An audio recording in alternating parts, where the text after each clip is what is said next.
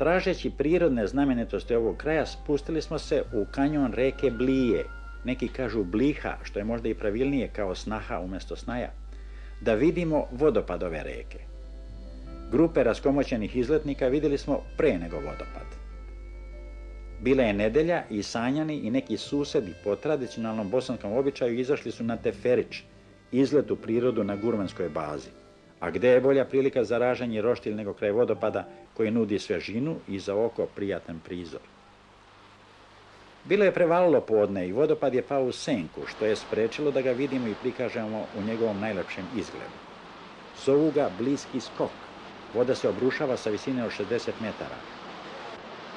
Neki smjeli mladići kupali su se u crnim virovima, kako zovu basen ispod njega.